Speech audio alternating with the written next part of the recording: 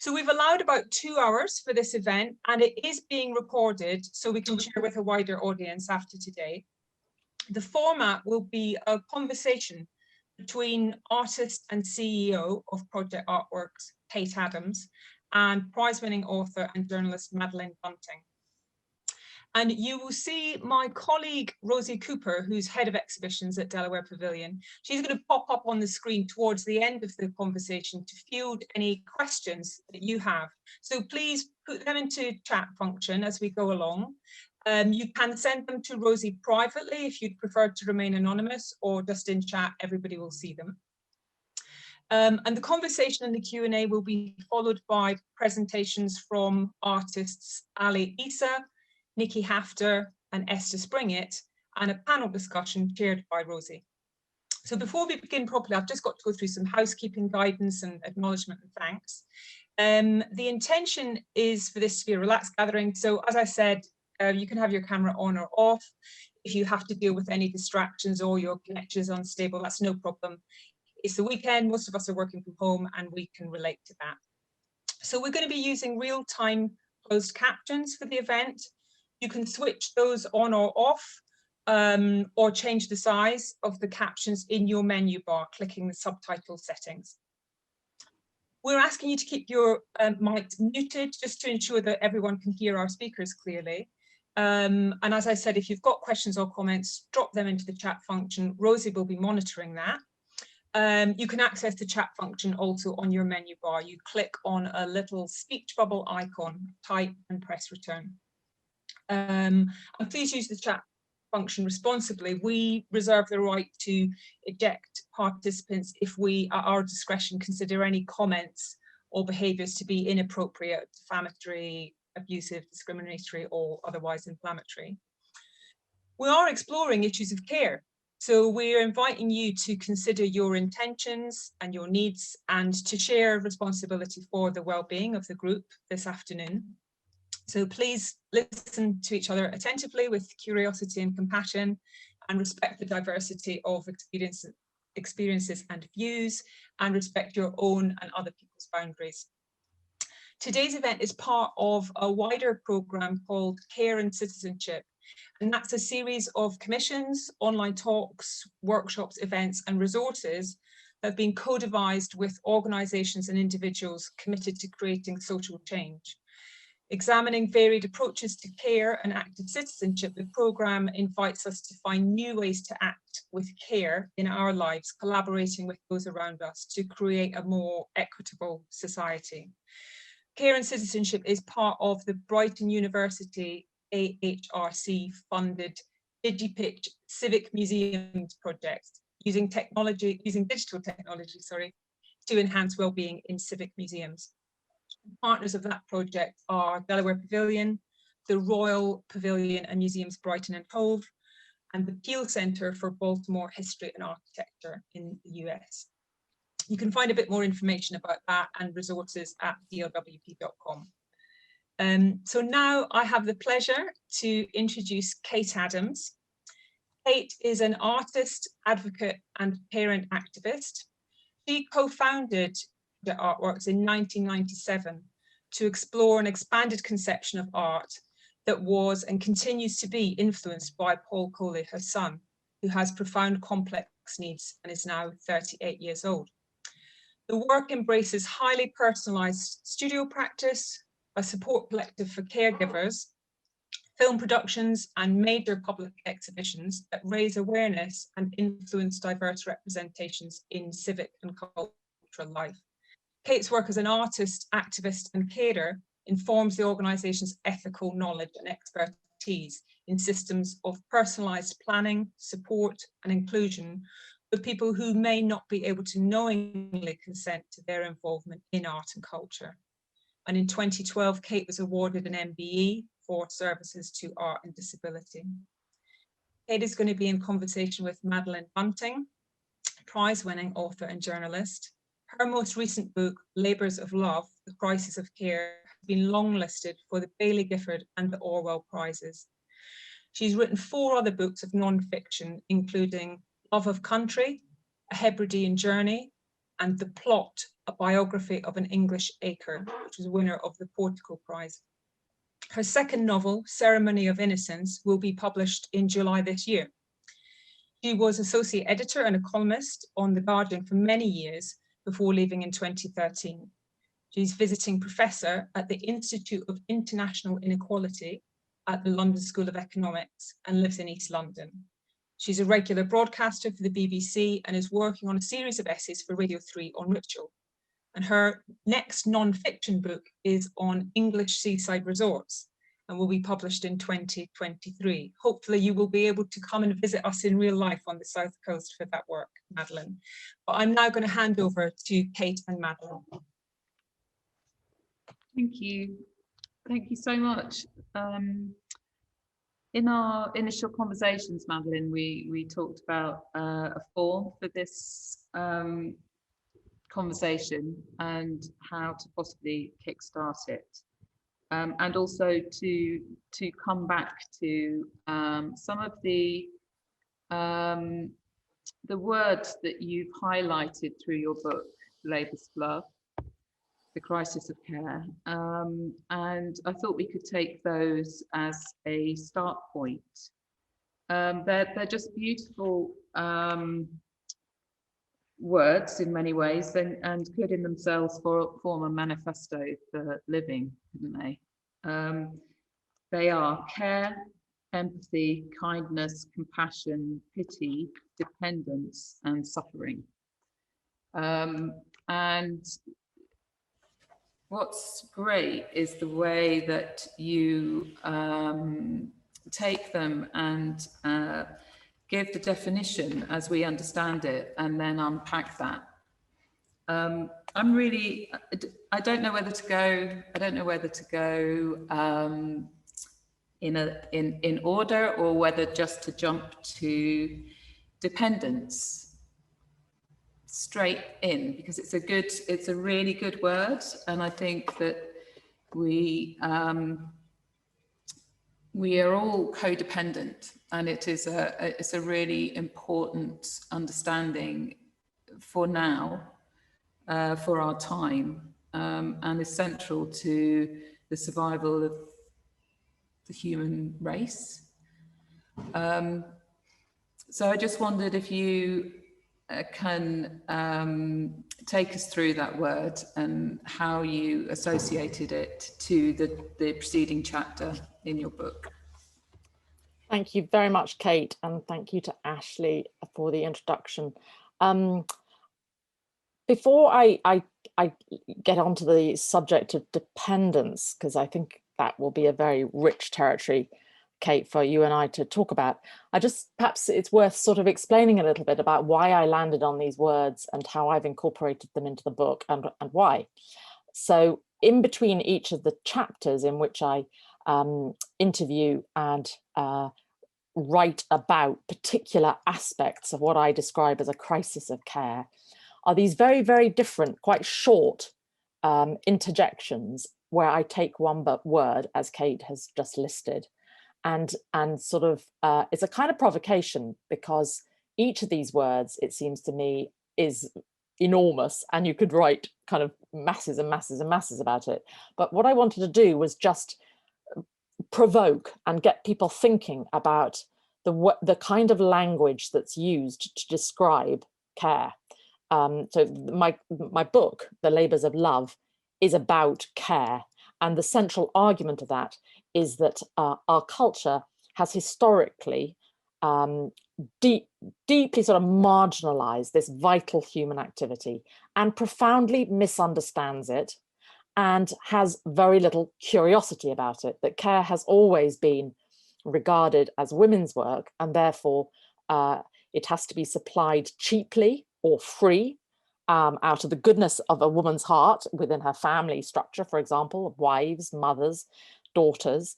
And I think, you know, people said to me, what would be the main aim of your book? It's to provoke curiosity. I really, really wanted people to think, okay, this is a subject that is in the news continually. It's constantly evident in my life, but what actually is this four-letter word about? And so I think in many ways, the book is trying different ways to provoke curiosity. And because I work with language, you know, inevitably, I'm very, very kind of curious about the ways in which we talk about things and the words. And I felt that care didn't really have a language adequate to its significance, that we often find ourselves short of words when it comes to describing care, which is a very kind of curious paradox, because care is actually sort of almost everywhere in one way or another. It's one of those kind of the sort of fundamental sort of stuff of kind of existence, really. You know, if you just think about where you are right now in your sitting rooms or your homes, you are surrounded by various forms of care, and you yourself are offering care in various ways of people, of places, of animals, of neighborhoods. And so this word dependence, well, I think it's essential to our thinking about care. And I think that dependence is one of those trip up type words, if I can use the expression, which is that I think it's become stigmatized in all sorts of ways in the last, particularly in the last 40 or 50 years. And what has happened over that time period is a fundamental shift away from recognizing dependence to a way of aspiring to independence and denigrating dependence. And you can see that written right through the sort of welfare policies of every political party in the last few decades. But what you can see stumbling around this, of course, is the fact that human beings are profoundly dependent at certain junctures of their lives, and sometimes for all of their lives in a very, very obvious way. The truth of it, of course, as we now know from the pandemic, is that we're all desperate, we're all completely dependent on each other. And that sort of moment this time last year of standing on the doorsteps was actually that moment where we realized that if the key workers weren't still turning up to the supermarkets, we'd all be getting really, really hungry. So our dependence was really absolutely kind of, you know, we were brought up short this time last year by an awareness of our dependence, which I think in many, many ways people had been kind of, it's almost like we're groomed to ignore certain types of labor that support our lives. It's a cultural grooming. So, you know, the supermarket worker who fills the shelves or fills your delivery boxes, or the dustbin men that take your rubbish away. We have created a system of value whereby we completely learn to ignore a lot of that labor. So those are just a few initial thoughts, Kate, about dependence. I think there's one point I just sort of make because I think it's particularly significant here, is that the two most acute and kind of prominent periods of very overt dependence in a human life is at the beginning and at the end. You know, it's kind of a no-brainer. But of course, one is about training a child to become independent. So that labor is seen as that form of dependence, of course, is seen as completely culturally important and necessary because it's finite. So what happens when it's not finite? That the child that you have will continue to be dependent, very dependent. And how do some forms of dependence get stigmatized and others don't? And I suspect, Kate, that you have thought long and hard about that, because any parent knows there are ways in which their child will continue to be dependent, but some of those are not stigmatized and some of those are. And then, of course, the other end of life, the last 15 years or so of increasing kind of frailty, is a time of dependence which I think has been cruelly turned into a form of humiliation, that it becomes a great struggle, that you try very, very hard to carry on being independent for as long as you possibly can. And all the government policy around our aging society is about how to keep people independent for as long as possible. I mean, the drift of the policy documents is quite clear. We do not want elderly people to be dependent. We don't want them to be dependent on state services. We don't want them to be dependent on their families. So the messages that are kind of coming thick and fast to people in their sort of 60s and 70s and 80s is that it is a source of shame to become dependent. And I find that a very, very sort of painful way to deal with the inevitable dependence of old age. Yes, absolutely. I mean, someone once said to me that we're only temporarily able, because at some point we will all become dependent, and we are at various times in our life. I mean, my perspective is very much from the experience as a mother to my son Paul, who is now 38 and who has very complex support needs. He doesn't have a formal diagnosis, but he has been a catalyst. He's a teacher and a catalyst for Project Art Works and all that followed and is following still. But the first lesson of dependence for us as a family was that when we were told by a paediatrician that Paul was profoundly disabled, and that we'd gone into this consultation with this sort of angelic child and had, and then we're told that he wouldn't grow as we'd anticipated or develop and would always be dependent. That there was a sort of sense that therefore he was no longer valuable in any way, and it was suggested to us that we had another child and that there were places where he could go to be raised.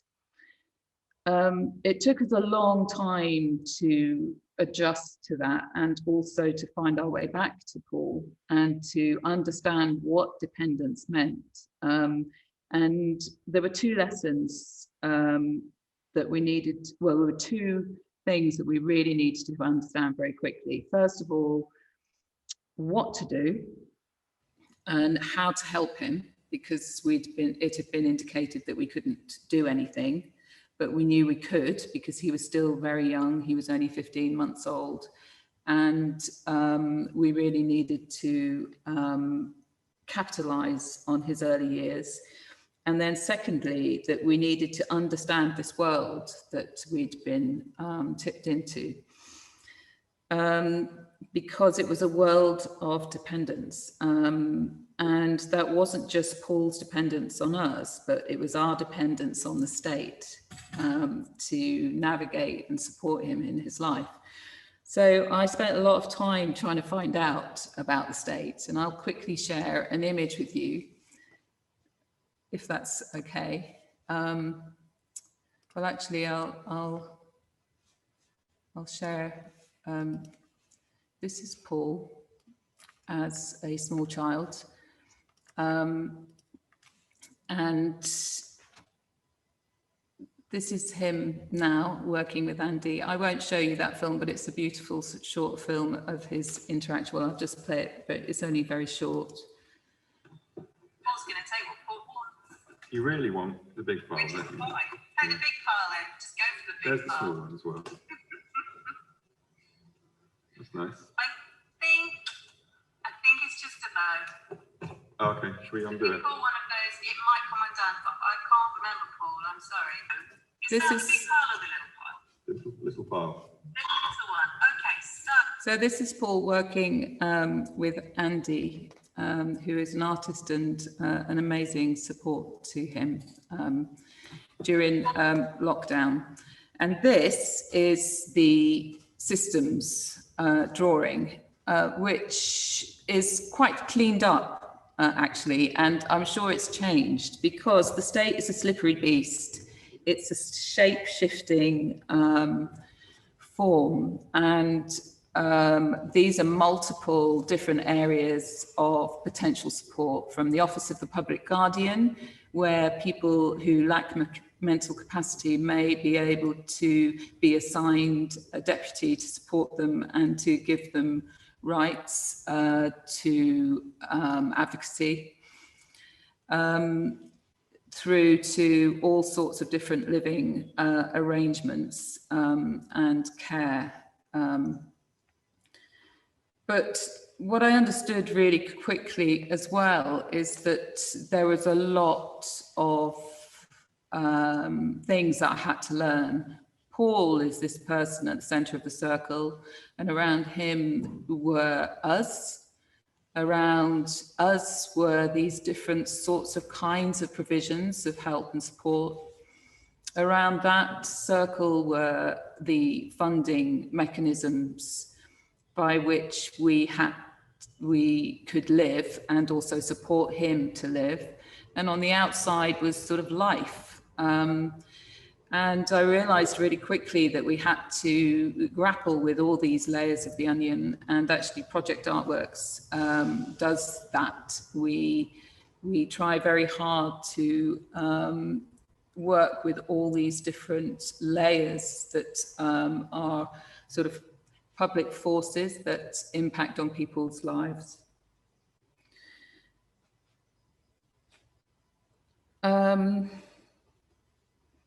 So I don't think we didn't really understand what it meant, care, and we've never really thought about it in those terms. It's a beautiful word, though, in how it is described. The provision of what is necessary for health, welfare, maintenance and protection of someone or something. Or it is serious attention or consideration applied to something, doing something correctly, or to avoid damage or risk. A feeling of or occasion for anxiety. It's certainly been that at times, I guess. What made you, Madeline, want to write this book?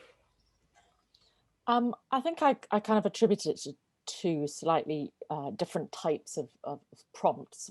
One is that as a journalist and a columnist, I had been intermittently writing about care for, best part of 15 years. And it was always, I felt, framed around crisis. So, the scandal of low paid home care workers, or the inadequacy of support for disability, and then, scandal of abuse, of poor quality care, and then endless kind of government commissions, inquiries about how to sort things out. And I just felt I got caught in a loop of sort of problems, and various politicians actually, to be fair, trying to sort them out and failing. So why did they keep failing? People like Andy Burnham, there was a Liberal Democrat now whose name escapes me. They actually put in a lot of effort to trying to deal with social care and got nowhere. And so I thought, what is this kind of endless sort of like a running sore? We just can't seem to kind of galvanize the sort of political will and commitment to really sorting the crisis of social care, which everybody agrees is a total mess.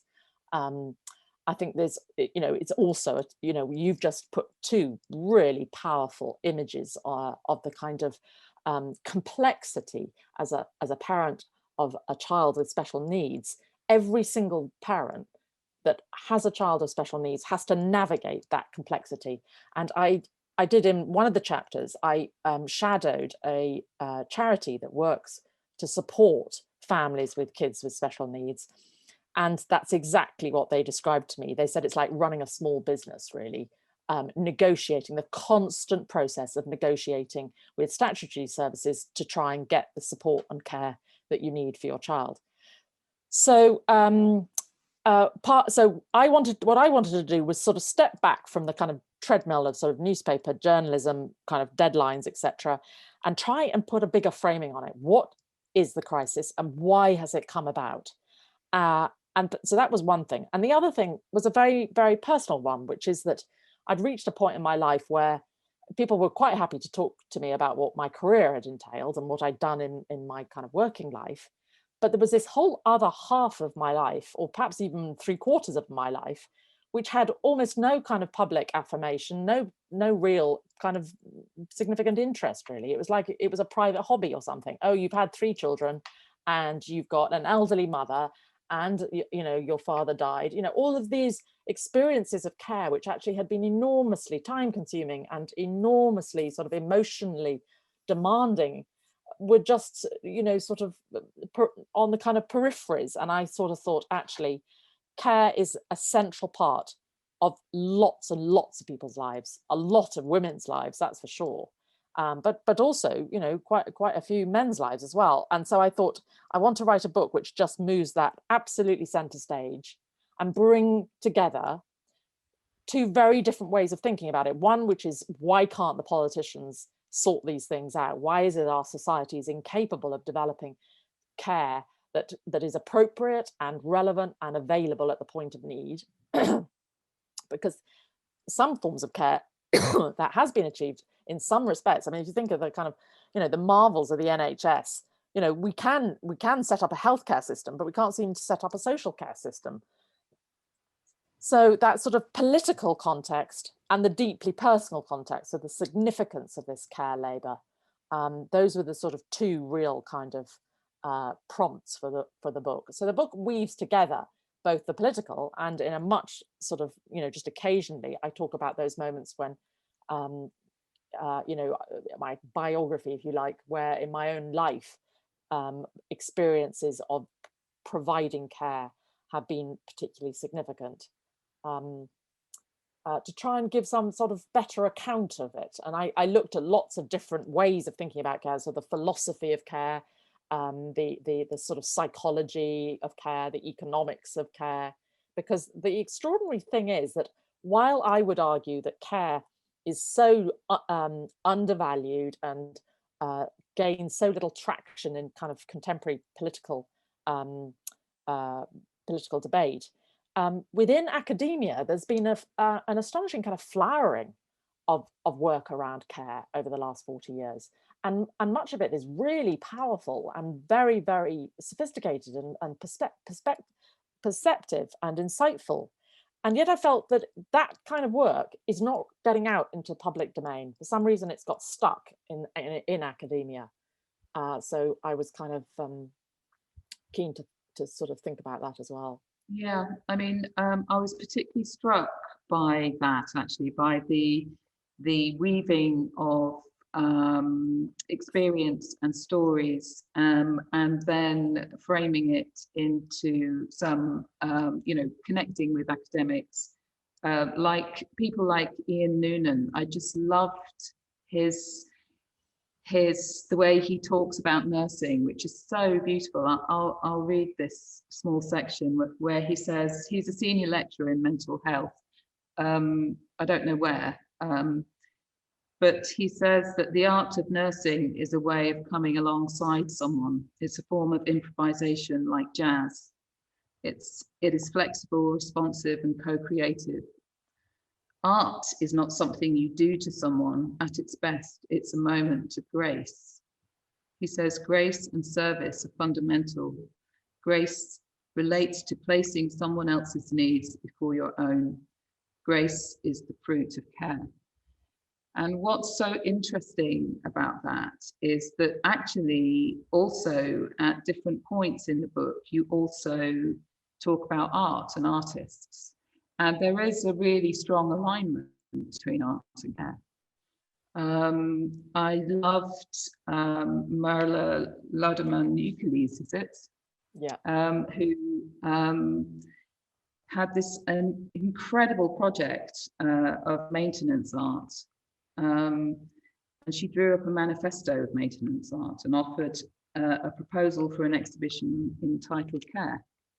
And that was in 1969.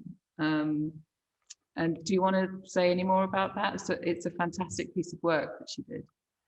Yeah, it's great. I'm glad you picked up on that, because I think that's one of the most interesting dimensions of the conversation today, really, which is the connections between care and creativity and the sort of creative arts.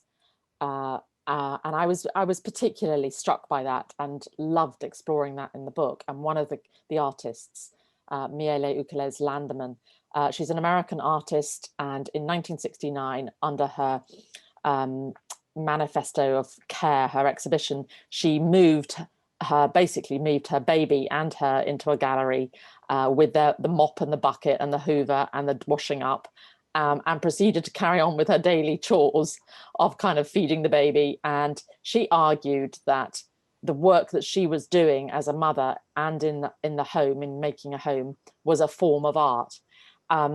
She followed that kind of extraordinary sort of bold statement up with a series of projects over the last sort of 40, 50 years, which are equally innovative and about dismantling the barriers, the boundaries really, around what we regard as art and what is not art.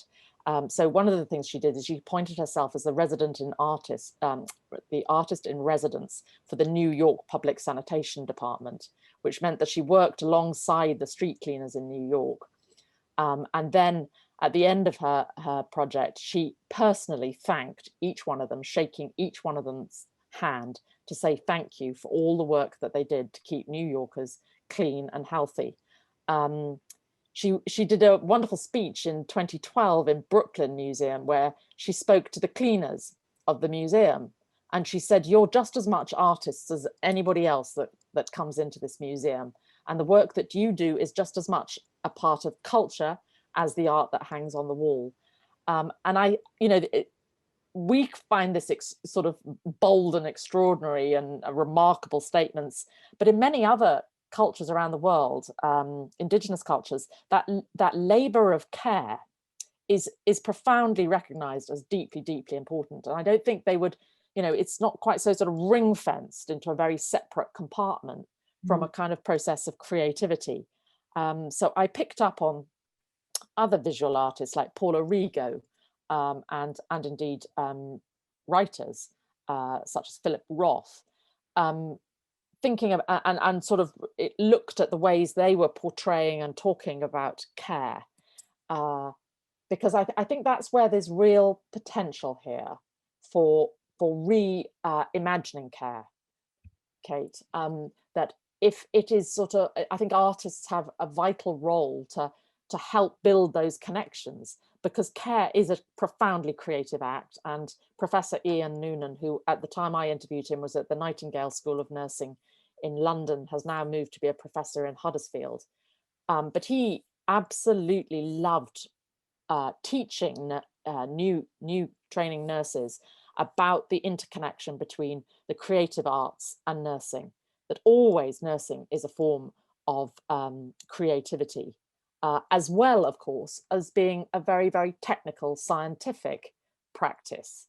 And that's sort of one of the kind of deceptively complex things about care, is that it straddles a lot of dualisms.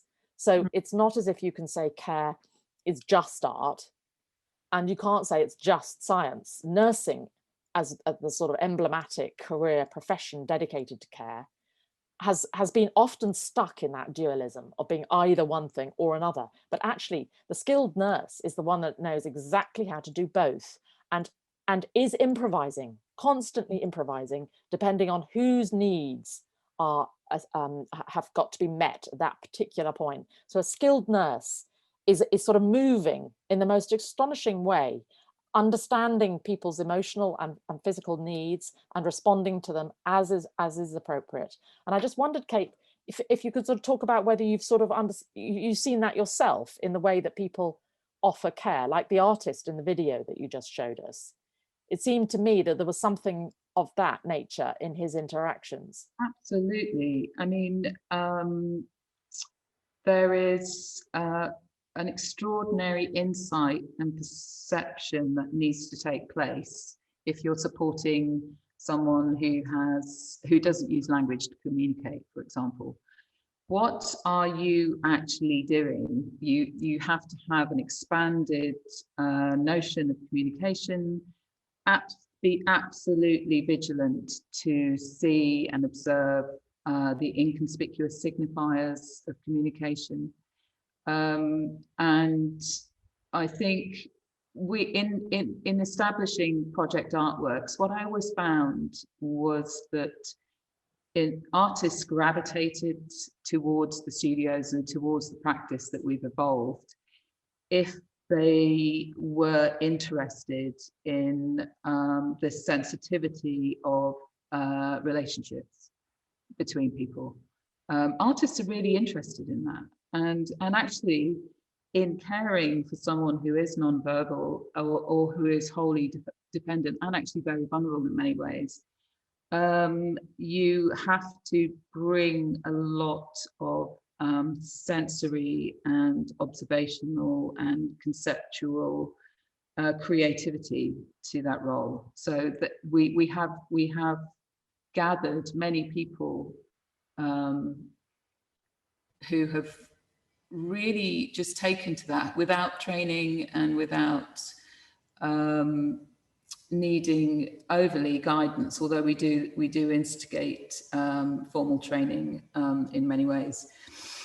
But it is definitely a creative skill, and I was really horrified to read the more detail at the end of the book, Madeline, when you talk about technology in care and the idea that there is a real possibility that there will be this rollout of artificial intelligence in care and robots, especially in supporting vulnerable old people. And I know that this alignment of creativity and care can't be replicated in robotics. How do you support someone who has very complex needs and challenging behavior, for example? How does a robot manage that? And so what will happen, do you think, in the future of care? Is there any way of knowing right now how it's going to evolve? I'm just mindful that I really want to talk to you about many things here. And technology as an assault on empathy is also a really good starting point. Well, funnily enough, I got a press release just yesterday from a robot provider. And that's the first time I've had a press release directly to me from a company that is now producing robots for the care of the elderly. I know, I mean, as I write in the book, Japan has invested a huge amount in the development of robots because they are so opposed to migration. So their aging society is facing a real crisis shortage of carers. The press release that I got said there's going to be a shortage of 7.8 million carers. I can't remember quite the date, the next 10 years or something, and that the only way to meet that gap was through robots. Now, what worries me about that kind of press release is that I think a lot of people will think that is the only solution, that we need to move not towards a sort of science fiction type, you know, anthropomorphic figure of a robot. No, it'll be more in terms of devices and technologies that assist people in their homes, make them their own, make them cups of tea, make them meals, help them get in and out of the bath, etc. I mean, I try to be sort of level-headed about this because I think it is a sort of subject that gets people very, very sort of exercised in various ways. I think that some of those technologies will be helpful. I mean, you know, lifting an elderly person can be very, very bad for your back. So a lot of carers have back problems. So to have various forms of technology that could really help that, I don't think anyone's going to complain about that. I think that the danger is that to see this as a solution, that somehow, you know, with the right sort of webcams and surveillance and adaptive technologies helping somebody to maintain their independence, you know, to go back to our earlier point, then you can just leave them all to get on with it. You know, what's consistent again and again and again in the whole kind of debate about care is to not understand that it's primarily about relationship and about the quality of relationship. And that as soon as you sort of shift the focus to thinking, okay, absolutely primary in care is the quality of relationship, then you start thinking, I think, in a very, very different way about how you're training people, how you're organizing the services that they're providing, how you ensure things like continuity, because that's how relationship will thrive. Some of the policy documents around, say, for example, around the future of the NHS There was one produced by Lord Ara Desai, who's done a lot of pioneering surgery with artificial intelligence and robots. He definitely saw a high-tech future for the NHS. Now, the conversation with someone like that, whereby you put relationship right back in the center of the policy, that is a very hard conversation to have.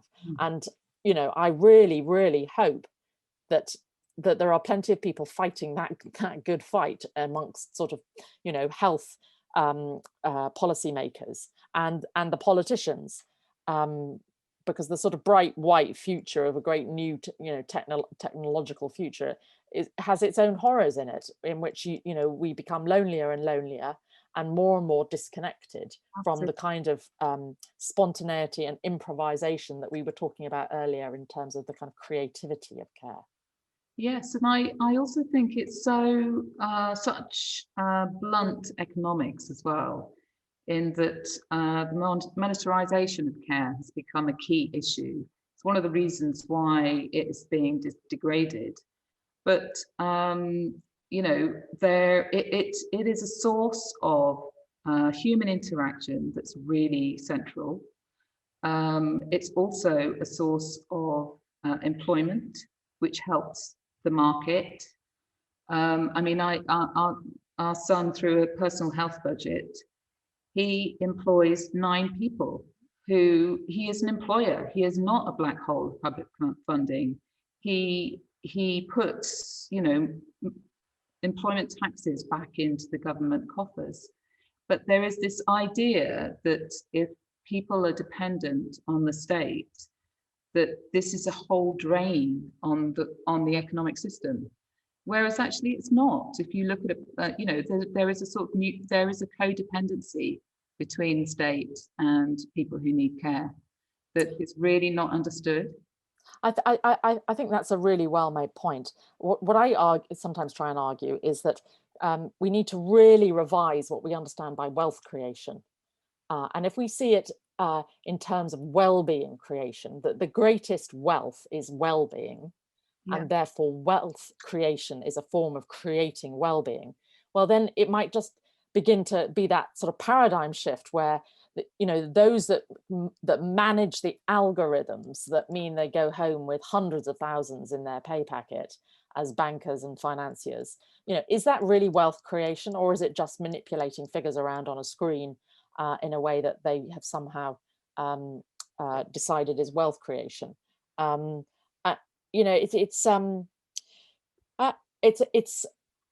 mean, there are important allies out there, Kate. Take heart. So Andy Holden is the chief economist at the Bank of England. He gave a terrific speech to Oxford in 2018 when he said the future of employment, a large part of that will be to do with care, because care is a growing source of employment and will continue to grow at a time when automation is going to actually lead to the decline and contraction of many other forms of work.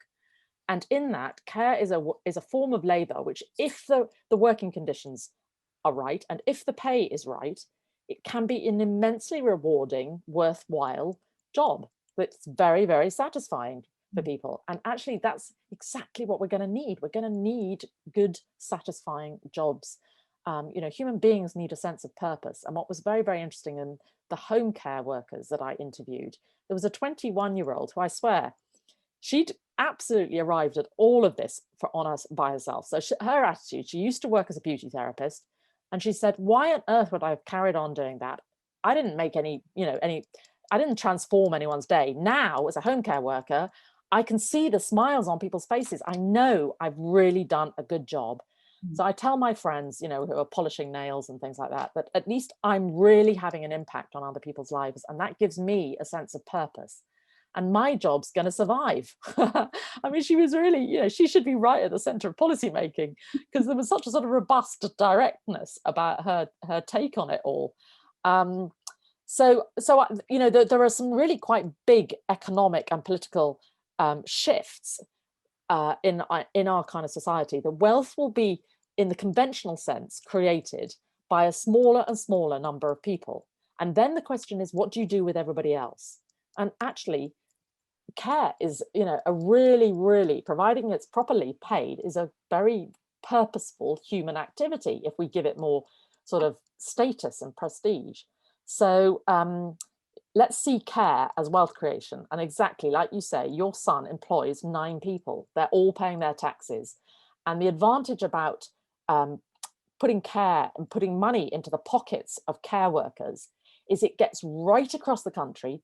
You don't have regional inequality. It helps, you know, ease that desperate economic inequality in this country.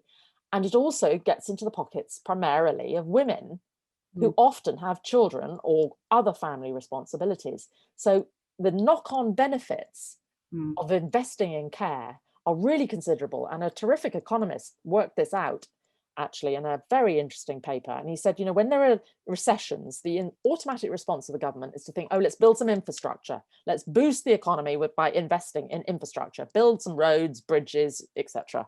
But actually, he did a comparison. What about you decide to boost the care infrastructure, pour money into care? And he worked out that the benefits to society were going to be considerably more actually than investing in sort of physical kind of macho type building projects which largely employ men. Yeah, it's very essential though that we professionalise care and we acknowledge what skill is involved, because it's not paid as a skilled profession. And if people, I mean, you know, obviously I think if you have profit and care, that's a really difficult alignment of 2 very opposite energies. And that really, if we can have care that is not for profit and that pays people properly for a job and enables them to develop and to have a longer career and gain skills and recognition, then you will have a lot more people. There wouldn't be such a deficit in the care workforce. Rosie, are you okay? I know yeah, that I've got some questions that have come in that it would be great to share with you. And thank you both so much for speaking so articulately about such an incredibly pressing issue. And the first question that's come in is really relevant actually in terms of skills and industry and how we think about care in relation to those things. So we've seen a rise in roles in corporate and community settings, sort of job titles that are being recruited for example, wellness director or well-being advisor. So the question is whether this is evidence of a change afoot or whether this is a kind of cynical wellness industry move that increases productivity in employees rather than actually addressing real structural change. I wonder if either of you would like to make a response to that question. That's a very complicated question. Sorry, just a light one to start us off on a Saturday afternoon. I mean, it's really difficult, isn't it? If you're using words like well-being, you have to know what they mean if you're going to be a well-being director or a director of well-being.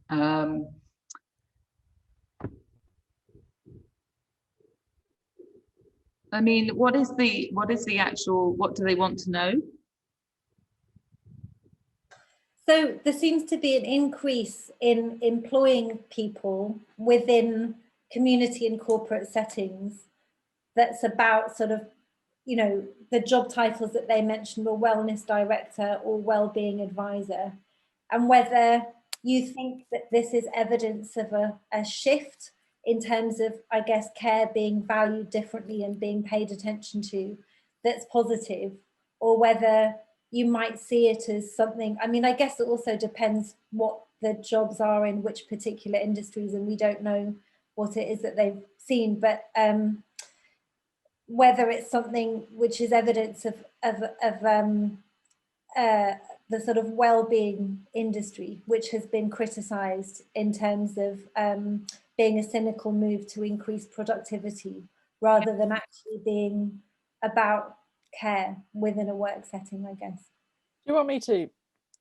Yes, I mean, Have a go. yeah. I think I would be hesitant, Rosie, about generalizing.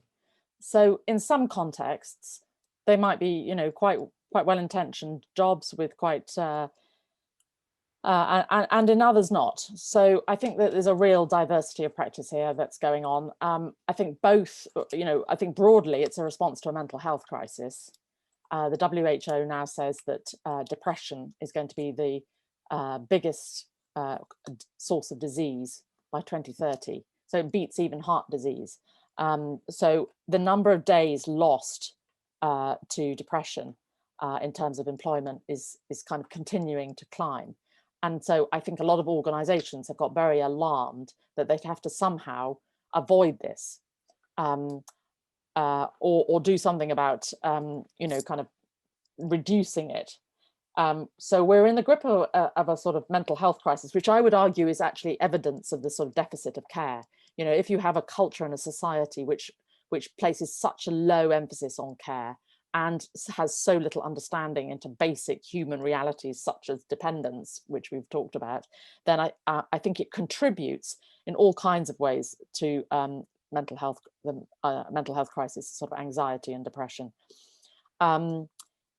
I mean, I wrote a book in 2004 about work cultures, and already by then, Rosie, it was kind of, you know, cutting edge corporate practice to be talking about the well-being of employees. And I looked at ASDA and I looked at Microsoft, both of whom, in fact, I think at that point, Microsoft had this thing about great company to work for or something. There was the director of the best company to work for. I mean, that was her job title. It was kind of, it was insane. And it was all about how she could make the organization a just fantastic place to work. Well, that was absolutely about productivity. And it was about the fact that the bottom 15% in terms of performance were weeded out every year. So it was an incredibly ruthlessly competitive environment. And then they put well-being policies into that, which often means dry cleaning services and juice bars around in the office. You know, it's kind of, you see what I mean, how cynical that can get, right through to on the other side, where you have, for example, my husband works in a hospice in East London. They could have a wellbeing coordinator. I don't know, I haven't asked him, but if they did, you know, it would be about how ensuring that staff who work in a very emotionally intense environment like a hospice can also, their well-being is kind of attended to, that they feel that, you know, there are times when they are cared for, that it's not simply about them caring for others. So it's a kind of complex question, isn't it, Kate? Yeah, well, I would say that well-being and care aren't the same thing, and that care covers so many bases. It's a massive area. You can't just have one idea of what it is, you know, from looking after someone who is completely dependent upon other people to stay alive, to someone who may need help with shopping once a week, to well-being in an office or corporate environment to make sure that the workforce is maintained. So I don't think it necessarily heralds a huge global reversal in thinking about what the value of care. No. Thank you. And I've got one more question, which is, let me just bring it up, hold on. So how could care be a force that's embedded in our practices and thinking, not only through the projects that we do, but as a way of living and perceiving? So how can one empower or enforce careful living in their own surroundings? So I guess that's about a sort of practice of care in everyday life and how we move towards that. You want to go first, Kate? Yeah, I mean, all I would say is that in my experience as a carer over more than 35 years, that political ideology has a big impact. You know, when you are dependent on the policies of governments for the quality of life, your quality of life, you recognize when there are going to be policies and ideologies that are more sympathetic to the human dimension and to people's lives than others. So we need to move towards a much more empathetic and equitable ideology in the way that we govern, so that people who are dependent are not ostracized or demonized or ignored. I think that's a really fantastic question, Rosie. I don't know where it came from, but you know, thank you, because I think that's it's a lovely way of thinking about it. This, you know, how do we make it a sort of a practice? I would say it's a lifelong journey. That, you know, this is very much about sort of setting a direction, and we all travel along that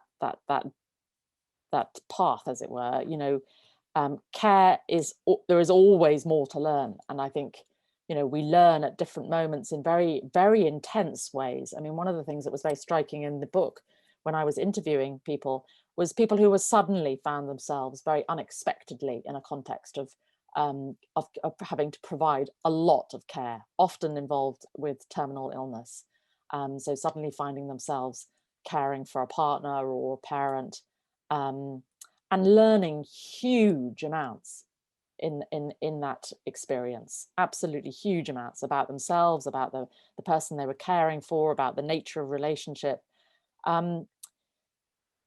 But the one thing in the question that I would really balk at was this word enforce. How do we enforce this kind of culture of care? And we can't. We can only inspire. More and more, I felt, writing that book, looking at the places where there was care, looking at the places where there weren't, again and again, I found what I came up against was people saying that they had learnt to care through being inspired by the example of other people. So I think actually that is the key thing, that we are inspired by others, because I do think it's innate, our capacity to be moved by other people's grace, generosity of spirit, attentiveness, patience. You know, these are all the constitutive elements of care, and we all recognize them. You know, when you have been cared for in a way that is profoundly respectful and compassionate, we are so moved by it. And that's why nurses will say, you know, the job can be difficult, but my goodness, you know, I find it so rewarding and moving, they will say. And they will recount examples where it can be such a brief encounter. This is not necessarily about, you know, a relationship of years and years and years. It can be like, there was one nurse told me that a patient came back to say, thank you for holding my hand as I was being taken on a trolley down to theatre. I was so scared and you didn't let go. And we all know that, because we've all, you know, you're a very lucky person if you haven't been in hospital and felt that, or haven't been, you know, in some vulnerable context and not experienced the kindness of strangers. It is one of the most powerfully moving experiences. And if we recognize it as such, and recognize it's like a baton, it's a gift, it's always a gift, that kindness of strangers, because it's got no expectation of return. And therefore, you've got to give in return. It's that sense is incumbent upon you to give. And that's why one of the books I found really powerful was The Gift by Lewis Hyde, which is a book that he wrote to artists about the value and purpose of being an artist. And he likens it to a gift. And I think that framework entirely fits care. In fact, one of the great sort of thinkers about the NHS, Julian Tudor Hart, he said the NHS is a gift economy, because there are, you know, lots and lots of people working in it who are giving something of themselves, something of their time, something of their spirit. So I would say it's inspiration, not enforcement. I wish the politicians would, instead of using the NHS, would celebrate that gift economy with the kind of respect that it's due, because a gift economy doesn't mean that you pay people less. You know, that's not what it's about. It's respecting the nature of the work and the nature of the giving. Thank you so much for that reflection. I think it could be a really great moment actually to move on to the next part of the day. And just to say thank you so much to Kate and Madeleine for that really inspirational and illuminating and insightful conversation. It was great. And if there's anything that you'd like to share in the chat as we continue on the day, then please stick around with us. I will just introduce you to our next 3 panelists, who are all artists and who will be sharing their reflections on working within a care context, and particularly what's been going on in their practice over the last year. So I'll just introduce, so each person is going to speak for between 5 and 7 minutes. Then I've got some questions, but please feel free to share questions and thoughts in the chat function. You can send questions to me privately or just share them with everybody.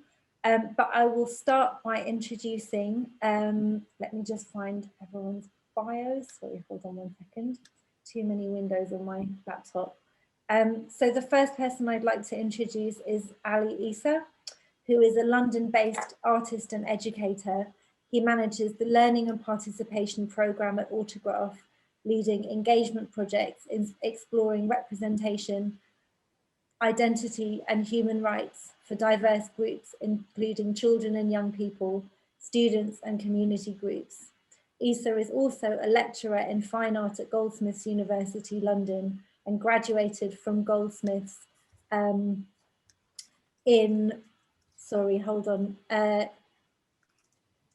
with an MA in visual sociology in 2013. Sorry, another window just popped up in my screen. And a BA in fine art practice in 2010. He's also one half of Lloyd Corporation, a collaborative project with artist Sebastian Lloyd Rees, exhibiting nationally and internationally, working in sculpture, installation, performance and text. So if I invite maybe Janan, if you could highlight Ali on the screen here, because he'll be the first person to speak. Brilliant, thank you. So I'll hand over to you. Thank you so much for joining us. Great, can you hear me? Is that all good? Yeah. Yeah? Brilliant. All right, I'm gonna share my screen. Is that good? You can see, everyone can see? Excellent, okay. Thanks, Rosie, thanks for inviting me and for a very detailed introduction.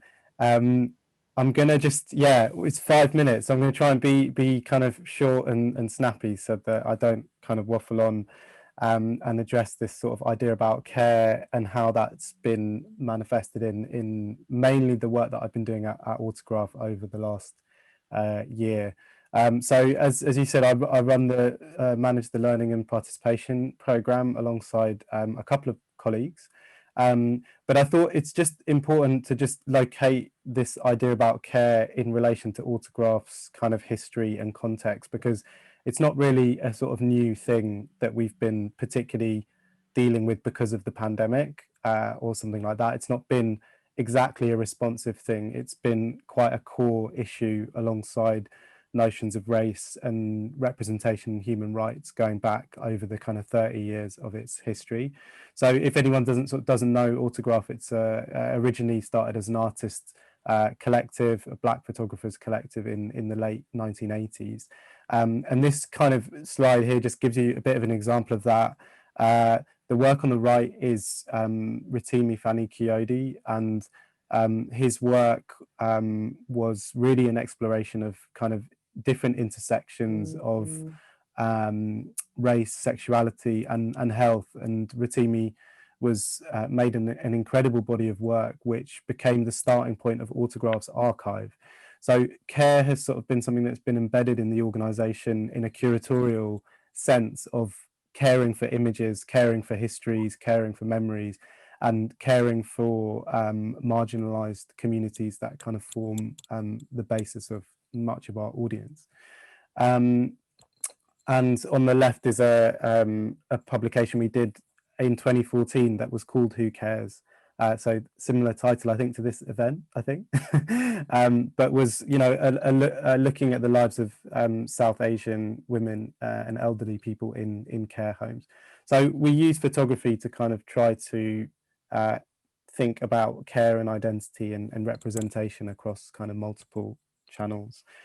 In terms of the kind of last year, we've been working with Kate and the team at Project Art Works over the last 3 years as a partner on the Explorers project.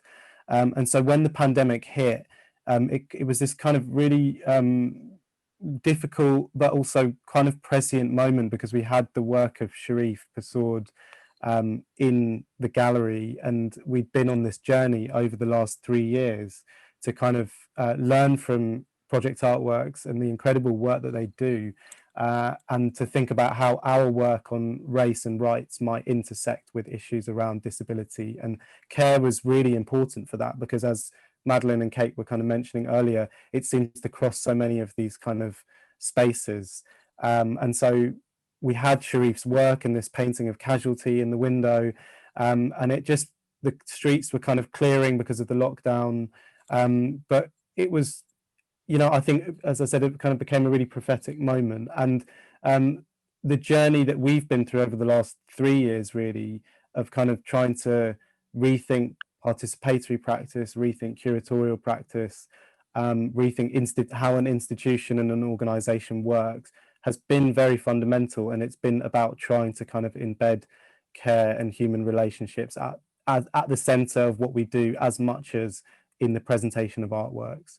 So in particularly kind of what I do in terms of the participatory and learning program, we'd taken one of the galleries kind of for the first time, and it had become an installation where we'd invited families and young people with special educational needs and autism to show work, to make creative work. And I think there was this really beautiful kind of blending of creative practice, making relationships with local social care organizations, but also different communities, and the gallery space and an art organization being a place where that can kind of all happen and intermesh.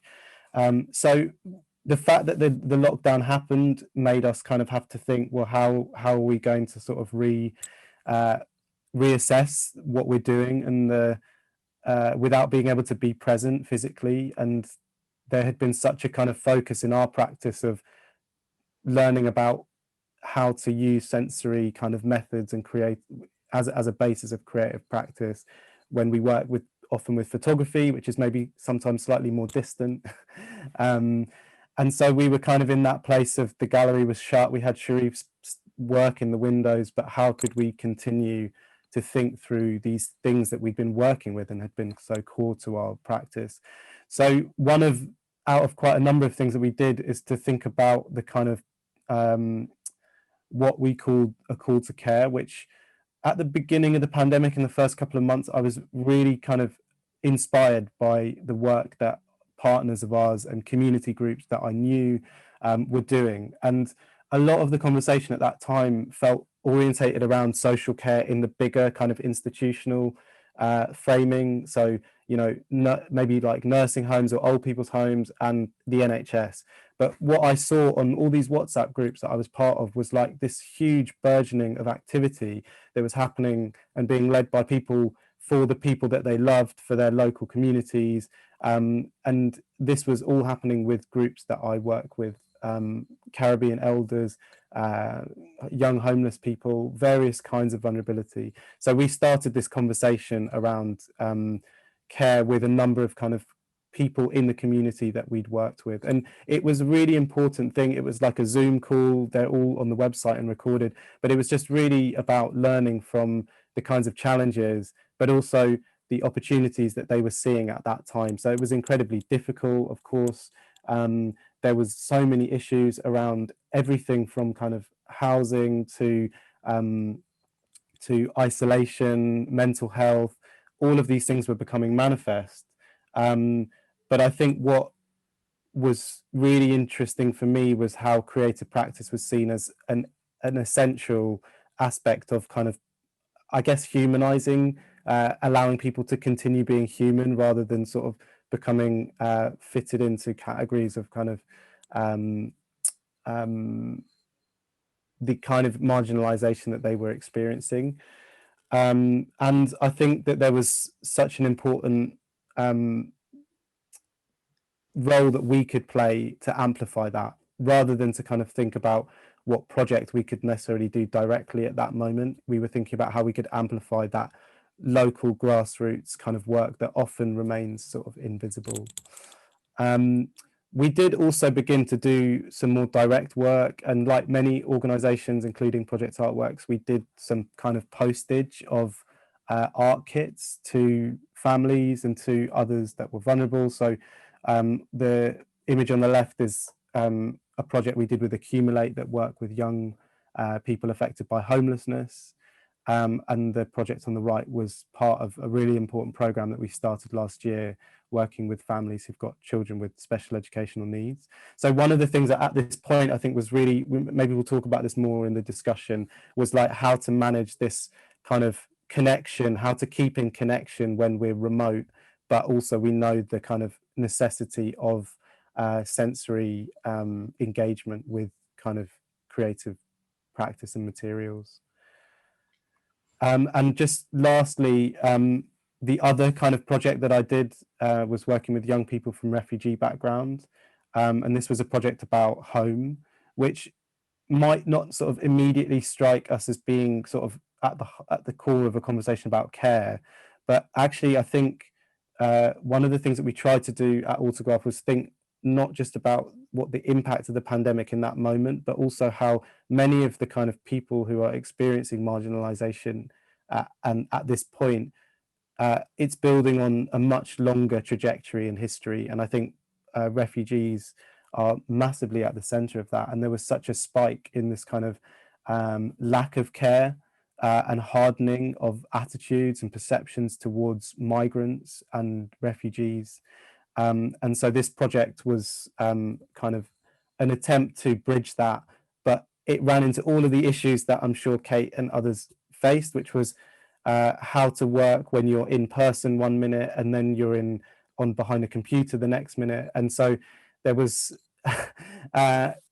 challenges and opportunities that arose from that. But I was really kind of excited about this project because at the end we were able to show these images that we made with the young people, you know, on the roundabout in Old Street in this very public context, which we probably wouldn't have done had we not been in this point of the pandemic where we could be in our gallery and we could kind of be in our safe kind of spaces. So it really pushed us to kind of go out into public and into the street and to try and really kind of raise more awareness around some of this work. So I'm going to stop there because I'm sure that was probably about 5 minutes, hopefully, not too much longer or shorter. And yeah, I'm sure we can pick up a lot of the themes that I was raising in the discussion afterwards. Definitely. Thank you so much, Ali. That was really brilliant. I loved during our conversations when you were talking about essentially how this really horrific inequality manifested itself during the pandemic, but also how during that time culture was revealed in its power in terms of health. So I think that's really a thread that will probably run through everyone's presentations as well, and that perhaps we can touch on again in the discussion. So thank you so much. And just a reminder to pop any questions and thoughts in the chat or send them to me privately as we go along. And it's my pleasure now to pass the baton along to Nikki Hafter, who I'll introduce for you now. So Nikki Hafter is a London-based artist and facilitator who believes in the power that individuals have to shape the world. So she promotes agency by facilitating imaginative, playful and critical thinking and resource sharing. Her practice encompasses art, play and action with a commitment to accessibility and collaboration. So she worked, which is the project that we're asking her to talk about today, on the art of conversation with aphasia, which was a knowledge exchange project between the Delaware Pavilion, say Aphasia and University College London. So it'll be great to hear from you, Nikki. Over to you. Thanks, Rosie.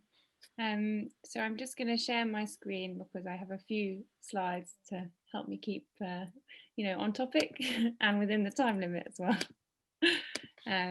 So I'll just share that. Can you see my screen okay, Rosie? Yes, we can see it. Thanks, Nikki.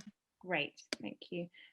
So hi, I'm Nikki, and yes, I'm an artist and facilitator, and I work a lot using arts, creative encounters. Not always what we traditionally think of as art, sometimes food, sometimes gardening, and working with diverse and marginalised communities. That can be people with disabilities and also refugees and asylum seekers. And I wanted to talk today about the art of conversation with aphasia, which Delaware kindly invited me to speak about because they are one of the partners in this project. And I joined this project in September. It's been going on since last January 2020, and it has kind of 3 core aims. So I'll just run through those. We have the main aim, I guess, to enhance the well-being of people with aphasia. And that is a communication disability caused by injury to the brain, and it's not so well known about. So if you haven't heard of aphasia before, don't worry, but it's common after stroke or brain injury. But the way that this project aimed to do the enhancing of well-being was to explore how art and culture could support communication skills training. So exploring kind of the knowledge that comes from speech therapy in an arts context. And so to do that, 3 partner organisations came together to exchange their knowledge and expertise in a co-production process. And that came together as a design team of 10 people. And I think for me, that's where the idea of care starts to feed into this project, is that taking care to include the diverse knowledge and opinions of different people, particularly the intended beneficiaries of a project, and making space for the opinions and knowledge of all the people invested in the project is really important to be sure that you do deliver what you hope. So knowledge exchange and co-production is kind of a network, I guess, feeding in from these 3 partner organisations in this project. So we have Say Aphasia, which is a charity supporting people with aphasia in the South Coast. And we have Better Conversations with Aphasia Lab, which is part of UCL, and that's a speech therapy department. And then the Delaware Pavilion coming in for the arts and culture. And so Art of Conversation with Aphasia, we call it ACA because it's a bit of a mouthful. Imagine it as a big melting pot, and you've got these 3 ingredients coming in. You've got the lived experience of what it's like to have and live with aphasia. And in our design team, we had people who themselves have aphasia, but also family members of people who have aphasia, because that care role, that partnership between people with aphasia and the people around them is a huge part of the experience. And so we also have knowledge about conversation, how conversations work. That's kind of the speech therapy aspect. And because conversation, I think, as Madeline said, is so crucial, being able to describe what your needs are to have them fulfilled. Conversation is a huge part of well-being, and really at the crux of being able to make yourself visible in the world and to have a valuable life. And finally, the art comes in from the Delaware Pavilion and myself. So as I said, I was recruited in September. And one of the first things that I kind of brought into the design team was some new ideas for how we could work together online. So we tried many different tools, and this is some of the learning that I wanted to share with you. I think if you have aphasia, the internet is a vast and unwelcoming place, because aphasia is a language impairment, and it means that you can have trouble understanding, reading and writing words. Your intelligence is totally intact, but it's the expression and comprehension of words that can be a challenge. So screen time and technology can be incredibly difficult. And because of that, working together online with people with aphasia, we needed to really be aware of time and allowing space for people who do have varied access to technology. And acknowledging that, of course, screen time, and as we all know on Zoom, can be very tiring, especially tiring if you have experienced brain injury or stroke. So timing is very important, a lot of breaks, and a lot of allowing space for people to tell you when they are tired and actually they need to have a break. We used a kind of energy meter tool throughout our meetings to check in with people about that. And another thing we found was that it was important to allow space for screen aside time. Although we were kind of on screen as a design team, that we would also have moments to note stuff down, think, listen on mute. To engage with physical materials while on Zoom, and to keep that kind of side-by-side working that you would have had prior to the pandemic if you were in a workshop situation. So that involves sometimes me posting out packs of materials to people, which I'm sure many others here have experienced during the pandemic. Using digital collaboration tools, we use things like Zoom Annotate to draw together digitally, which could be really fun and energizing, and just a bit of a laugh really, but also to keep things really clear, simple, not have too many emails flying around. And finally, yeah, just taking care and good humor and patience over everything. So I'll just whiz through really quickly some examples. This Mentimeter is a tool that allows people to vote on something. So this is a clip of one of the design meetings where the design team were actually hiring the artist, and they had seen videos that we'd submitted as our application, and you visit the web address at the top of your Menti screen, and then you can vote using your phone and anonymously. So that was a way to amplify the voices of people who maybe didn't have words to vote. And sorry, next slide, please. This is an example of something that was a bit more of a fun use of digital technology. This is using Annotate function on Zoom. This is actually obviously taking place around Christmas time, so just decorating a Christmas tree. That was a kind of warm up that we did often. And then the last thing I'll go really quickly through was this kind of idea of remote encounters and connections. We had intended that part of ACA would take part at the Delaware, and that obviously was not possible due to the pandemic, but we tried really hard to still engage with the exhibitions and to still allow the participants in ACA to connect with that local culture. So this was a response to an exhibition that has now finally opened, even though we looked at the work from it in December, which was Stitch for Change, project by the Refugee Budgie Project. This was collectively produced by, each square is produced by a different person or pair of people, and then I've digitally collaged them into a quilt. And this is another thing that we would do, is kind of try to recreate a part of an exhibition at home. So giving people clear instructions about how they could have a kind of immersive experience of something that was in the Delaware, no longer open to the public, in their own home. that's just a little clip from a film that we have produced about the project. So if you do want to know anything else about it, if you head to the web address, I'll put in the chat as well. And there is a short film about our project available there, which hopefully will give you a lot more information.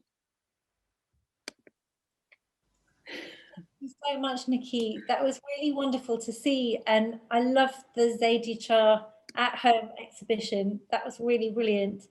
And I love what you were talking about in terms of co-production and care and the listening that needs to happen in the process of co-producing with others, and the sort of negotiation of difference being an act of care, and just relating that back to the question that came up in the chat earlier on about how we embed care in daily life.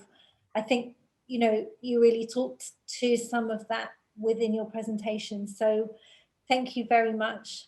And I will now invite Esther Springett to join me and to make the next presentation. So Esther Springett is an artist who leads the support collective at Project Art Works, which brings together people with lived experience of disability, family, carers, and support workers. So the support collective share the aim of working towards person-centered, accountable and inclusive methods, models of support and care, and protecting the rights of people with support needs. Esther is an advocate for her sister who has complex support needs and uses non-verbal communication. Thank you, Esther. Thanks, Rosie, for that introduction. So I'm not going to share my screen or do a presentation. I just want to see all your faces. So I'm going back to gallery view. Thanks for inviting me, Rosie, to speak today. As Rosie touched upon, we have a support collective, and often people ask us, well, why is an arts organisation predominantly providing advocacy and support for carers and families when statutory services have similar forums? Well, we sit autonomously and we work with artist makers in our collective who, unless we engaged with their circles of support, like the diagram that Kate showed earlier, they wouldn't have agency or freedom in their practice and their studio. So it's really important that we have and we continue to work with family carers, sisters, support workers. And, you know, just echoing what Ali said, care has been threaded through our ethos and practice long before COVID. I think COVID just brought things into sharper focus for a lot of people. And I know we're going to go on to conversation and questions and debates. So I'd quite like to get into that. But just to kind of give you a bit of a whistle-stop tour through what COVID's been like for me personally, and for the organisation that I work for, which kind of is inextricably linked a lot of the time. When the pandemic broke out with the first lockdown, we embarked on Studio B, which was our blended programme of engaging with our artist makers remotely and maintaining those social connections wherever possible. And through this, we were zooming into kitchens that transformed into art galleries during the first lockdown. We were getting to know people's support networks. We spent weeks trying to get you know, Wi-Fi connection going in different residential care settings, which a lot of people take for granted and think is a basic human right now. And through those windows into people's lives, we got even a greater sense of the inequalities facing people with complex support needs and neuro minorities. Our government's response to people with complex support needs only really acknowledged those in quite mass residential care settings, and family carers were often missed off the radar. So the last to access PPE, the last people to get tested, and really fighting for the first vaccination as well. And so for the first time, I believe, Kate, you might be able to correct me, but for the first time in one of our funding bids, we actually wrote a budget line in for a legal specialist to work with some of the families that are part of our support collective, who are really struggling to maintain a level of care that afforded dignity, that did not deprive liberty, and also protected their human right to a private family life. So behind the artwork, there is a very kind of a balanced art going on, which is about a negotiation with providers, case managers, arguing for best interest meetings to support an artist, for example, who overnight lost a lot of support from their family based on the blanket restrictions that were dictated on visitation rights to care settings. I think I'll just wrap it up there, but you know, rights and advocacy and representation has always been threaded through our work. It couldn't not be, but I just think COVID has maybe brought it into sharper focus for a wider group, and it continues to be a pressing, and if not like central part to Project Artworks. Thanks so much, Esther. I think it's such a powerful and direct example of how, again, you know, has threaded through everybody's talks and conversations today, the incredible inequality that was revealed, and how people, carers, care itself is really undervalued in society and by government during this time. I've got a few questions for yourself and for Ali and Nikki, if I could invite you all to join me again. I'm just going to spot, oh yeah, here we go, perfect, thanks. So, and also, just if anybody has any reflections or thoughts or questions, just please do pop them into the chat. But the first question I have is, and perhaps that's for Ali to begin with, is what learning over the past year will you take with you into the future, do you think? I mean, God, there's just so much, and it feels like a kind of constant journey. But I think one of the things that I'm just continuing to sort of learn, but also to try and think about how it can become more central to the work, more crucial, is the making of relationships, as Kate was kind of mentioning earlier. I think I did lots of different work during the last year, some of it with people who I knew very well, some of it with people who I hadn't met before.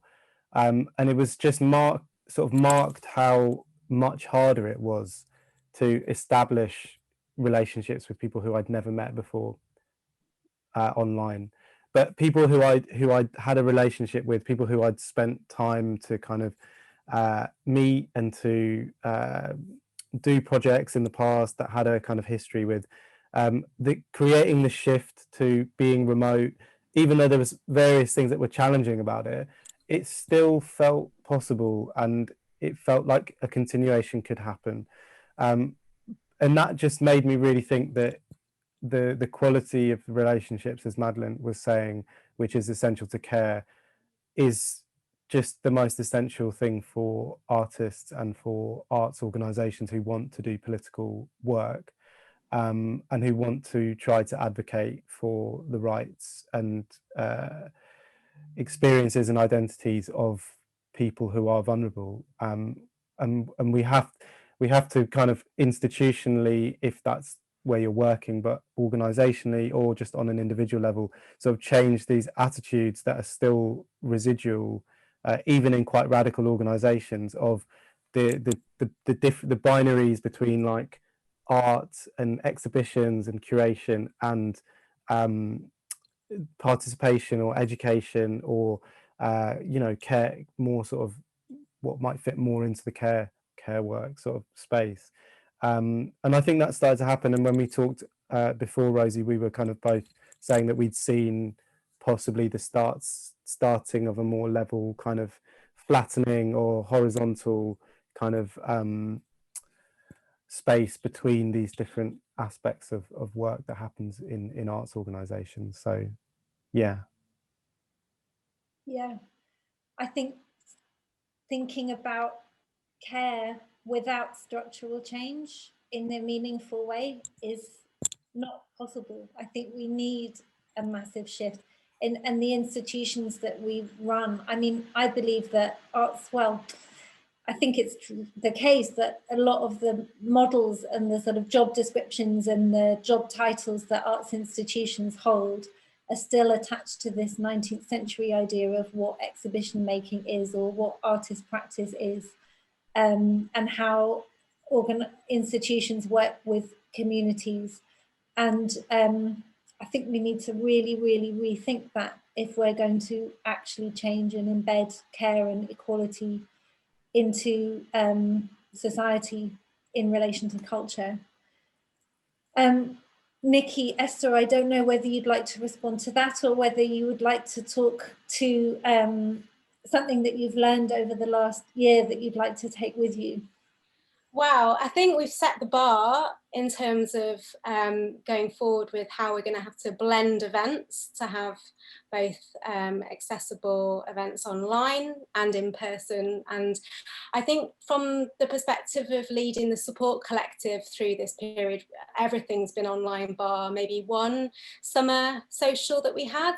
And it does present some difficulties. You can't loiter at the back next to the tea urn. You have front row seats with your camera on, and you miss the informal interactions with people where peer support takes place, you know, carer to carer advocacy. And I think, you know, but then on the one hand, we've been able to forge links with people nationally, if not internationally, and have open up a dialogue around care and cultural perception of care, which is again what Madeleine touches upon in her book. But what Madeleine said earlier, which was about being inspired by care, care has been systematically devalued, deprofessionalized, and it's not something to aspire to now. So I think our role as cultural civic institutions is to actually mirror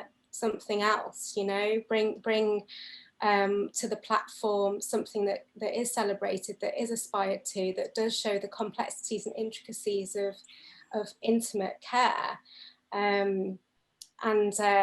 Yeah, I feel that there are some absolutely brilliant minds in this space this afternoon, and it would be great to share more widely. Yeah, absolutely. Kate, can I just share a reflection that I don't know if you intended to send it to me or whether you sent it to everybody, but it's a really great reflection. Sure. Do you want, shall I share it, or would you like to? Sorry. Do you want me to say it? Yeah, why not? So, I was just thinking that expecting people to come to buildings to experience culture seems quite out of step now with how people live.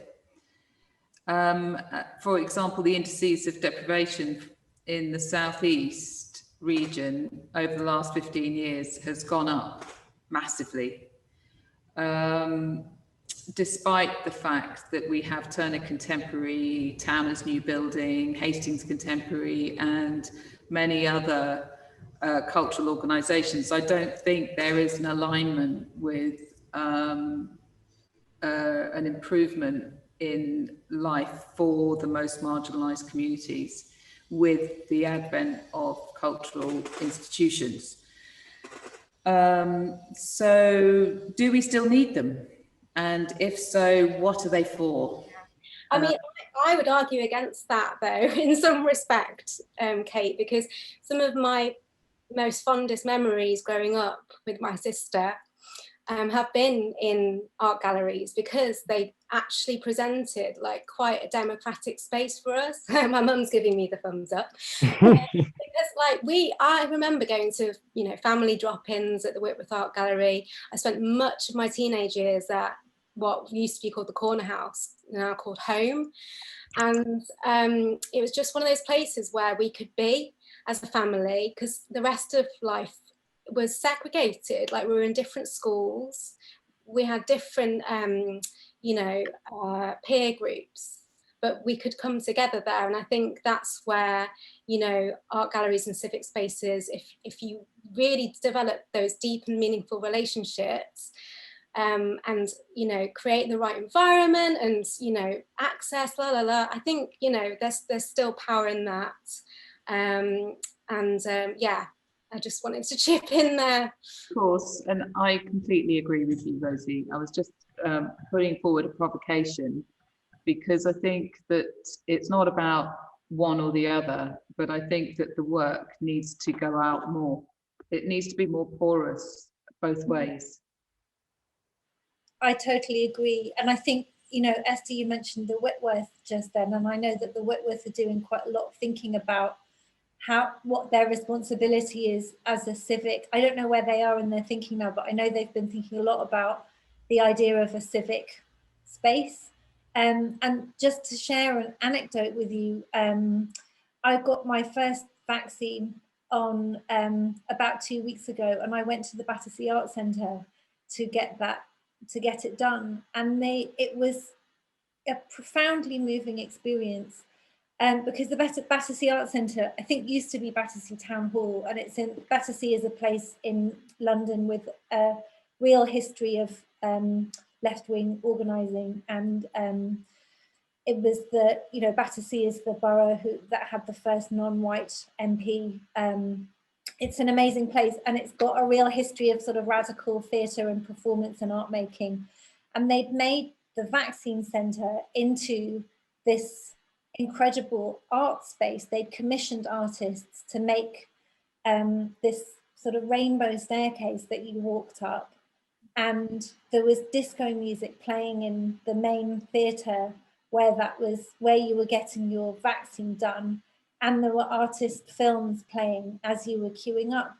And one of the things that I was really the thing I was most moved by was because it was this meeting of different forms of public service that just came together in this moment of complete urgency in this really beautiful, thoughtful way.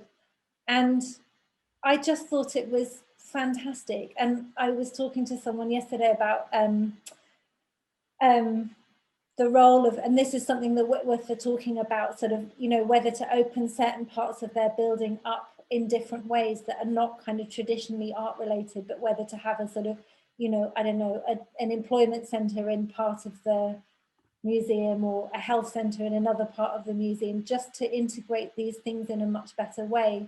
Like Toynbee Hall is another example of that as well in the past. And I think, I'm rambling now, but I think this moment that we have, that maybe you were pointing towards, Ali, as well, of, you know, over the last year, health, well-being, culture, need at meeting is a really sort of powerful thing to learn from, I would say. Yeah. Sorry. Oh, no, I was just going to say, I think it's really true. It's also like the word that we were kind of using probably at the beginning of, or over the last few years, was like trying to think about holistic approaches to the work, and I think it fits in to that really. And I think that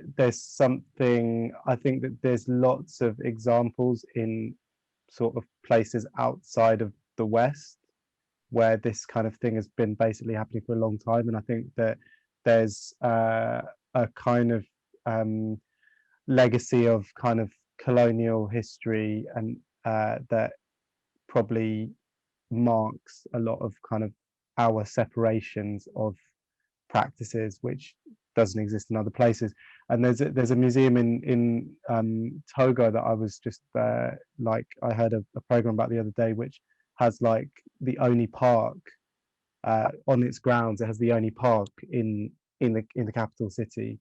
So, and there was another museum in Madagascar, I think it was, that became a massive HIV testing space. So I think it's also about looking outwards. I think we're like, there's some really interesting practices, and people like Project Art Works, I think, are really at the sort of leading edge of that. But I think we can also look sort of outwards to think much more holistically, as you said, about what a museum is, or an arts organization, or an artist just as a civic person might look like. Definitely. So I've got another question, which is, as cultural workers, organisers, curators, artists and educators, for example, we don't always have the training that we need to care well for our publics and artists, especially those who are the most marginalised. And do you think that's an issue? And what might be done? And I wonder, Nikki, if I could bring you in, because I know you have an interesting personal experience in terms of caring and how that's folded into your work. I wonder if you've got any reflections on that. Yeah, of course, Rosie, thank you.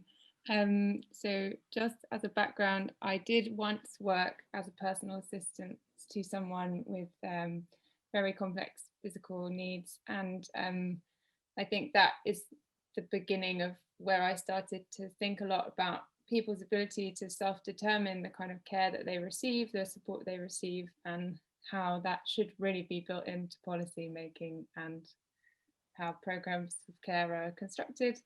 And so I think the thing that is really important about going in as an artist to a situation where you're gonna interact with someone who may be quite vulnerable or marginalized for whatever reason, is to acknowledge that you maybe don't always have the training, as you say, Rosie, or the practical skills. And so there's many things you can do. And of course, co-design, maybe you could have you know, an interaction with a support worker or someone else with knowledge, but you also, as much as possible, to ask the person themselves or people themselves to share with you what they want to, and sometimes that will be non-verbal. I guess that's really important to say, especially working with people with aphasia, for example. People are not always so able to tell you with words exactly what they need, but that's been a real challenge, I think, of online working, is that in face-to-face work with people with any communication disability, you would use a lot more total communication, is kind of a word that people use a lot, to mean using gesture, expression, tone, even materials. And I've really noticed that changed in the last year. So I think this kind of sharing event, sharing knowledge that we found is really, really important as well. Yeah, definitely. Thank you.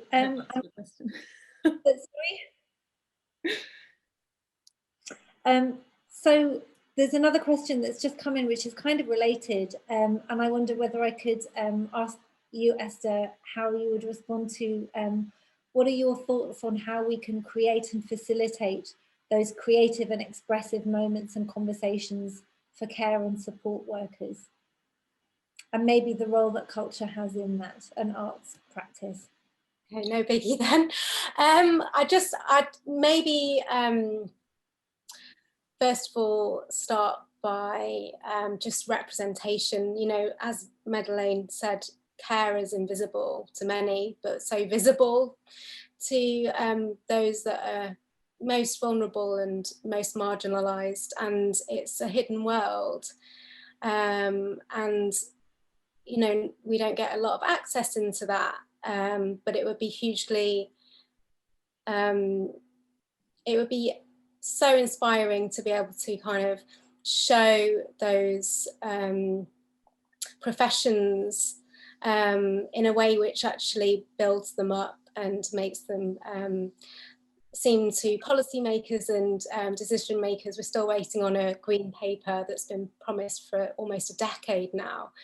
And, you know, what with Brexit and COVID, we're seeing a big exodus of people moving out of the profession. So from my perspective at Project Art Works, we've just embarked on a series of films called Family Stories, which you can find on our website. And they are family in a broad sense, and family including support workers and care workers. So we'll be sharing those over the coming months, and, you know, lifting the lid on what is so invisible, but everyone to a certain degree at some point in their lives will depend on. That's in terms of what can cultural organisations and institutions provide. That I'm only speaking from my particular perspective at the moment. So, Ali, do you have any reflections on that? Sorry, I just got distracted because I was looking at all these amazing things that are going on in the chat of people saying interesting things. About facilitating creative and expressive moments and conversations. I mean, I think I sort of feel like there's definitely some momentum that's kind of happening, and I think that that's really good, and I think we should just try and amplify that. And you know, I think there's amazing things like what's happening with the Turner Prize this year, which shows a change. I mean, that really does show a change in terms of attitude. And I think that the other kind of side of the conversation that we've not really touched in so much is obviously all the issues around racial justice over this last year. So kind of COVID, BLM, this conversations around care and injustice and violence and trauma. I think they're all sort of connected, and I think definitely what we're interested in doing at Autograph and in other aspects of my practice is sort of trying to create spaces that we can think and talk and feel these issues, both in a practice sense of art, of trying to give space to artists that are dealing with these things in a kind of complex way, but also to bring people in and to kind of create community and create solidarity, because I think one of the things that I'm still grappling with is, like, it's one thing to do something within a sort of a public program or within an events program or whatever, but it's another thing to sort of embed these attitudes and values in an organization, because I think that's how the massive change will happen, and I think we're probably trying to move towards that. But yeah, that's sort of my answer at the moment. I think it's really, really important, essentially, to bring up intersectionality and to acknowledge that when you're talking about any form of marginalisation, it has to be thought about through an intersectional lens. And also, absolutely, I know that we've been talking as an organisation about how to not contain these kinds of questions within the 2 hours that we've had here, for example, but how to sort of feed those conversations through in our daily practice. Again, going to that great question earlier about how we embed this in our daily practice.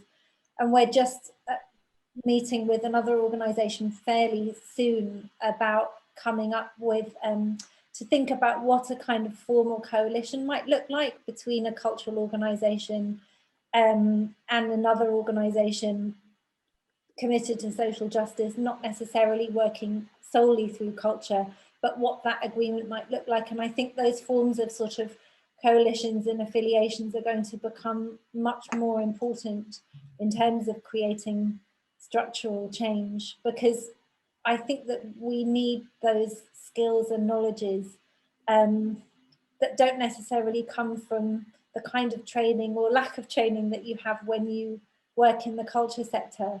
And I think that's what's been so illuminating. I know it's nearly 5 o'clock and I'm getting a message from Ashley, who's got some words to wrap us up for the end. But I think that's one of the things that's been so wonderful about bringing you all together today, is that you're all, you know, cultural workers, writing, making art, and really thinking about care and what that looks like within your practice and in society, and it does feed out.